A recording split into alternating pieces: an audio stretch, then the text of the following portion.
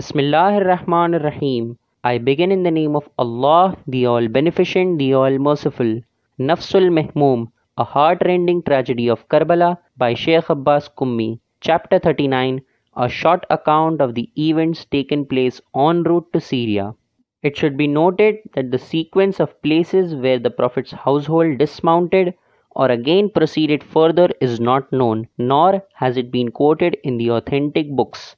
While in numerous books the account of the journey of Ahlul Bayt, peace be upon them, towards Syria is not even mentioned, while only some of the events which have taken place en route to Syria have been reported, which Allah willing we shall quote in this book. Ibn Shahr Ashub in his Manaqib says that one of the excellences of Imam Hussein, peace be upon him, are the marvels which have manifested from the place of his head from Karbala until Asqalan, and in between them in Mosul, Nasibain, Hama, Homs, Damascus, and other places.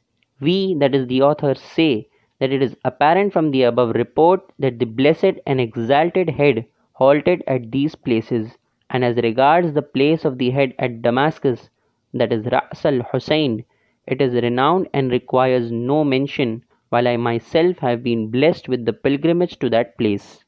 As regards the place of the head at Mosul, as related in Rawzatul Shuhada, that when the bearers of heads reached Mosul, they sent a message to the governor of that place to gather gifts and food for them and to decorate the town. The people of Mosul gathered and opined that they should be handed over whatever they asked, but should be requested not to enter therein. Rather, they should halt outside the town. Then they should go away from there and not come in.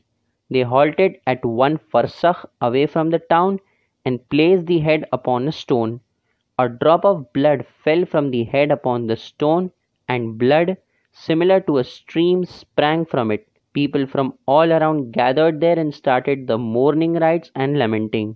This continued until the time of Abdul Malik bin Marwan, who ordered the stone to be shifted from there to another place. There was no sign of it thereafter, but a dome was erected there and was named Mashhadun Nuqta, meaning the site of the drop. As regards the events taken place at Nasibain, it is quoted in Kamil Bahai that when they reached Nasibain, Mansur bin Ilyas ordered the town to be decorated elegantly. When the accursed Mansur, who had held the head of Imam Hussein, peace be upon him, desired to enter therein, his horse refused to obey him. Seeing this, he changed the horse, and the other one too refused to comply. He changed horses until the head fell off from the lance unto the ground. Ibrahim Mosuli lifted the head and recognized it to be that of Imam Hussein, peace be upon him, and reprimanded them while rebuking them. The Syrians killed him and kept the head outside the city and did not enter therein. And perhaps the place of the head therein has been made the site for pilgrimage at Nasibain. And as regards the pilgrimage site at Hama, it is quoted in some books while relating from one of the reports of martyrdom that I reached Hama while returning from the Hajj pilgrimage. Amidst the gardens I reached a mosque called Masjid al-Hussein. I entered the mosque and saw a curtain upon a wall in one of its structures. I lifted the curtain and saw a diagonal stone affixed therein. The stone had a mark of a severed neck and dried blood was apparent upon it. I asked one of the caretakers of the mosque, "What is this stone and what traces of blood does it contain?" He replied, "This stone is the one on which the head of Imam Hussein, peace be upon him, was placed by its bearers while taking it towards Syria, and its mark has appeared upon it." It is stated in Kamil Bahai that the bearers of the head of Imam Hussein, peace be upon him, feared lest the tribes of Arabs might revolt and take the head of Imam from them. Therefore they took a deviated route, and whenever they would reach a tribe and ask for food from them, they would say that this head is that of a rebel. As regards the site of the head at Homs, I have found no information regarding it, as also regarding the sites from Karbala till Asqalan.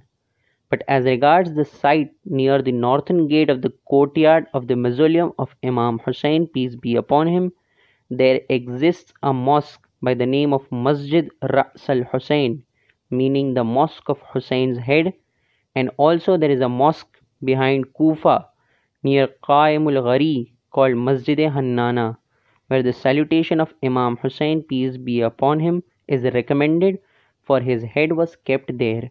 Sheikh Mufid, Sayyid ibn Taus, and Shaheed al-Awwal relate in the chapter of the pilgrimage of the commander of the faithful, peace be upon him, that when you reach a place called Hannana, recite 2 units of prayers.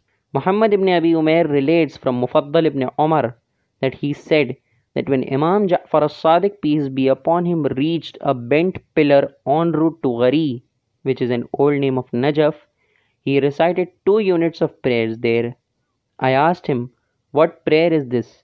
He replied, "This is the site where the head of my grandfather Imam Hussein, peace be upon him, was kept. When they came from Karbala, they kept it here and then took it to the presence of Ubaidullah, the accursed, from here." The master of the eminent jurist, the author of Jawahirul Kalam, Sheikh Muhammad Hassan Najafi, says that it is possible that at this place the head of Imam Hussein, peace be upon him, might have been buried until the end of his discourse, which I do not desire to quote here, and I am surprised as to how he related it, and Allah is the best knower. As regards the site of the head of Imam Hussein, peace be upon him, in Asqalan, it is quite renowned as quoted in some books. It should be noted that there is a site of pilgrimage near Halab, known as Mashhadus Siqt, on Mount Jawshan. It is an honorable mountain of Halab on its western side, which is a graveyard and a place of pilgrimage for the Shia. Therein are the graves of Ibn Shahrashub, the author of Manaqib, and of Ahmad bin Munir Amili, regarding whom it has been quoted in Amalul Amil, and I too have quoted regarding him in my Fawaidur Rawzawiyah. Hamoui in his Mu'jamul Buldan says that Jawshan is a mountain on the west of Halab which has a mine of red copper, and it is said that from the time of the captives of the family of Imam Hussein were kept there, it turned futile. One of the women of Imam Hussein, peace be upon him, experienced labor pain there and miscarried.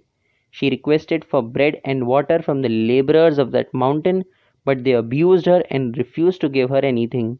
She cursed them, and none working in the mountain gains anything until even today. On the western side of the mountain is a place of pilgrimage known as Mashhad al-Siqt, a place of miscarriage, and is also called Mashhad al-Dikkah, the place of the bench, while the child who was aborted was named Muhsin bin Hussein.